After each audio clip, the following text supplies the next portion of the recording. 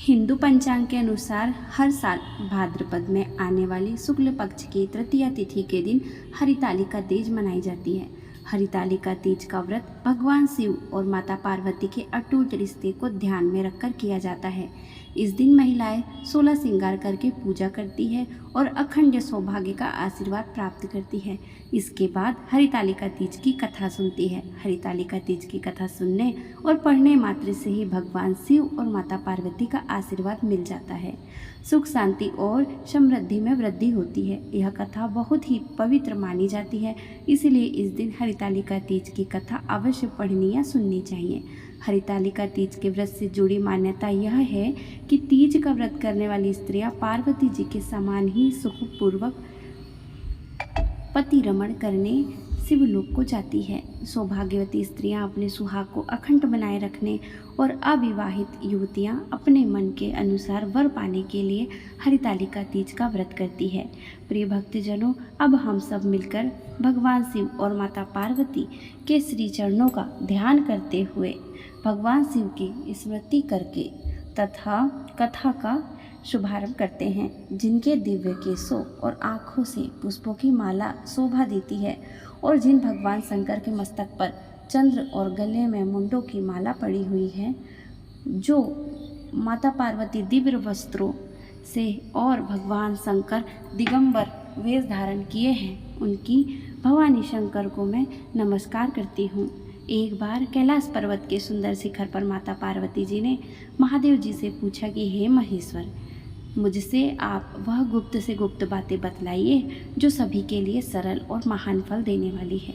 हे नाथ, यदि आप मुझसे प्रसन्न हैं तो आप मुझे दर्शन दें। और हे जगन्नाथ, आप आदि मध्य और अंत रहित हैं, आपकी माया का कोई पार नहीं है। आपको मैंने किस भांति प्राप्त किया है? कौन से व्रत तप या दान से पुण्य फल से आप मुझको वर के रूप में मिले हैं? तब महादेव जी कहने लगे कि हे देवी, मैं आपके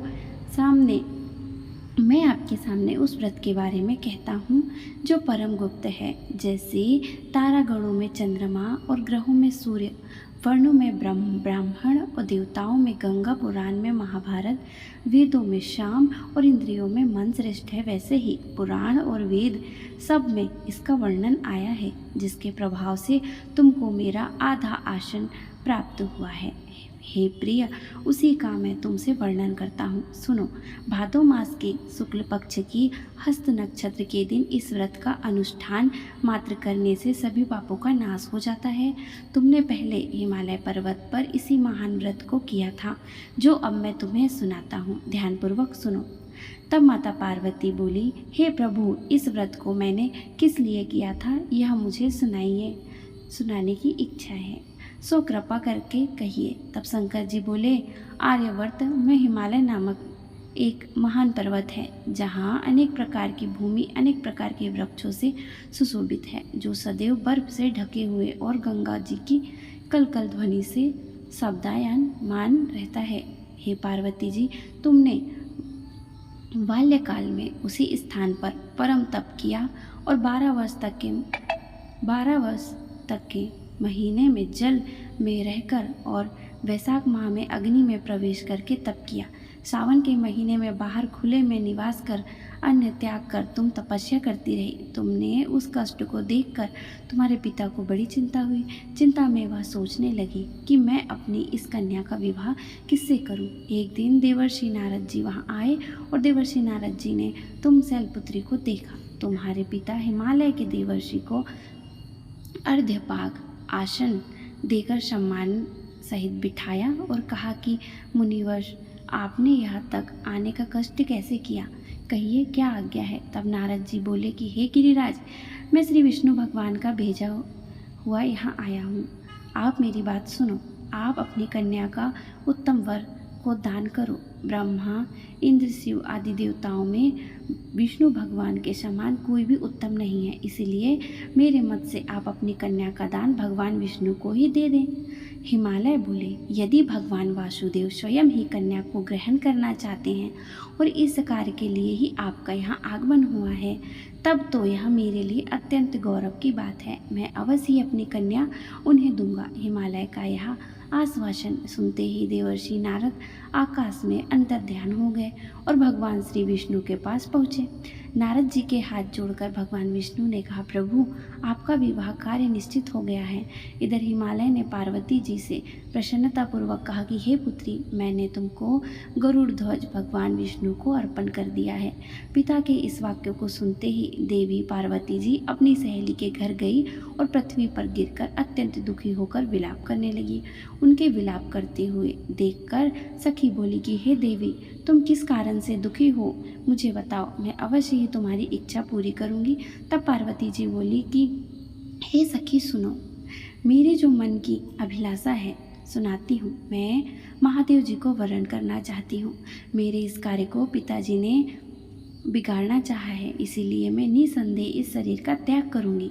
पार्वती जी के इन वचनों को सुनकर सखी ने कहा कि हे देवी, जिस वन को तुम्हारे पिताजी ने न देखा हो तुम वहाँ चली जाओ। भगवान शंकर कहते हैं, तब देवी पार्वती अपनी सखी का यह वचन सुनकर ऐसे ही वह वन को चली गई।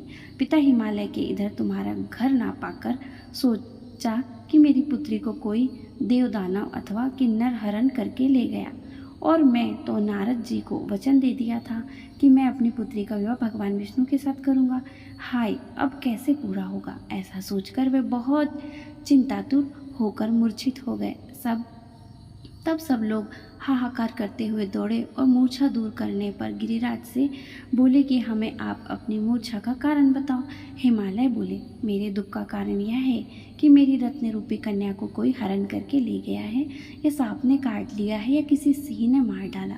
वह ना जाने कहाँ चली गई, या उसे कोई राक्षस ने मार डाला। इस प्रकार कहकर गिरिराज दुखी होकर ऐसे कांपने लगे जैसे तेज वायु के चलने पर कोई वृक्ष कांपता है। इसके बाद हे पार्वती, तुम्हें गिरिराज साथियों सहित घने जंगल में ढूंढने निकले। तुम भी सखी के साथ भयानक जंगल में घूमती हुई एक वन में एक नदी के तट पर गुफा में पहुंची। उस गुफा में तुम अपनी सखी के साथ प्रवेश कर गई, जहां तुम अन्य जल का त्याग करके बालू का लिंग बनाकर मेरी आराधना करती रही। उस समय पर भाद्रपद मास की हस्त नक्षत्र युक्त तृतीया के दिन तुमने मेरा विधि विधान से पूजन किया और रात्रि को गीत गायन करते हुए जागरण किया। तुम्हारे उस महाव्रत के प्रभाव से मेरा आसन डोलने लगा। मैं उसी स्थान पर आ गया जहाँ पर तुम और तुम्हारी सखी दोनों थी। मैंने आकर तुमसे कहा कि हे वरान ने, मैं तुमसे प्रसन्न हूँ, तुम मुझसे कोई वरदान मांगो। तब तुमने कहा कि हे देव आदि, आप मुझसे प्रसन्न है तो आप महादेव जी मेरे पति हो। अब तब मैं तथास्तु कहकर कैलाश पर्वत को चला गया और तुमने प्रभात होते ही मेरी उस बालू की प्रतिमा नदी में विसर्जित कर दिया। हे सुबह तुमने वहाँ अपनी सखी सहित व्रत का पारायण किया। इतने में तुम्हारे पिता हेमवान भी तुम्हें ढूंढते ढूंढते उसी घने वन में आ पहुँचे। उस समय उन्होंने नदी के तट पर दो कन्याओं को देखा तो यह तुम्हारे पास आ गए और तुम्हें हृदय से लगाकर रोने लगे। फिर बोले, हे पुत्री, तुम इस सिंह व्याध आदि युक्त घने जंगल में क्यों चली आई। तब तुमने कहा कि हे पिता, मैंने पहले ही अपने शरीर शंकर जी को समर्पित कर दिया था, लेकिन आपने नारद जी को कुछ और ही वचन दे दिया, इसीलिए मैं महल से चली आई। ऐसा सुनकर हिमवान ने तुमसे कहा कि मैं तुम्हारी इच्छा के विरुद्ध यह कार्य नहीं करूँगा। तब वे तुम्हें लेकर घर को आए और फिर तुम्हारा विवाह मेरे साथ करा दिया। हे देवी, उसी व्रत के पुण्य प्रभाव से तुमको मेरा अर्धासन प्राप्त हुआ है। इस व्रतराज को मैंने अभी तक किसी के सम्मुख वर्णन नहीं किया। हे देवी, अब मैं तुम्हें बताता हूँ कि इस व्रत का यह नाम क्यों पड़ा। तुमको सखी हरण करके ले गई थी, इसीलिए हरताली का नाम पड़ा। पार्वती जी बोली कि हे स्वामी, आपने इस व्रतराज का नाम तो बता दिया, लेकिन मुझसे इसकी विधि और फल भी बताइए कि इसके करने से किस फल की प्राप्ति होती है। तब भगवान शंकर जी बोले, सौभाग्य की इच्छा रखने वाली महिलाओं को यह व्रत पूरे विधि विधान के साथ करना चाहिए। व्रत में केले के खंभे से मंडप बनाकर उसे बंधन वारों से सुशोभित करें। उसमें तरह तरह के रंगों से युक्त रेशमी वस्त्र की चांदनी ऊपर तान दें। चंदन आदि सुशोभित दिव्यों का लेपन करके महिलाएं एकत्रित हों। शंख, भीरी, मृदंग, घंटे, घड़ियाल आदि बजाएं। विधि पूर्वक मंगलाचार करके श्री गौरी शंकर की बालू निर्मित प्रतिमा स्थापित करें। फिर भगवान शिव पार्वती जी का गंध, धूप, पुष्प, दीप आदि विधि से पूर्वक पूजन करें। अनेक नववेद का भोग लगाएं और रात्रि को जागरण करें।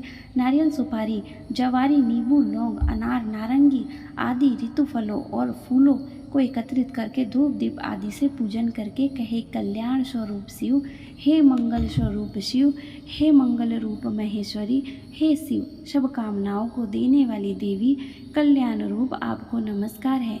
कल्याण स्वरूप माता पार्वती, हम आपको नमस्कार करते हैं। भगवान शंकर को सदैव नमस्कार करते हैं। हे ब्रह्म रूपिणी, जगत का पालन करने वाली माँ, आपको नमस्कार है। हे सिंह वाहिनी, मैं सांसारिक भय से व्याकुल हूँ, आप मेरी रक्षा करो। हे महेश्वरी, मैंने इसी अभिलाषा से आपका पूजन किया है। हे देवी, आप मेरे ऊपर प्रसन्न होकर मुझे सुख और सौभाग्य प्रदान कीजिए। इस प्रकार के शब्दों द्वारा उमा सहित शंकर जी का पूजन करें। विधि पूर्वक कथा सुने, गौ वस्त्र, आभूषण आदि ब्राह्मणों को दान करें। इस प्रकार से व्रत करने वाले के सारे पाप नष्ट हो जाते हैं। कथा समाप्त। प्रेम से बोलिए शंकर भगवान की जय, माता पार्वती की जय।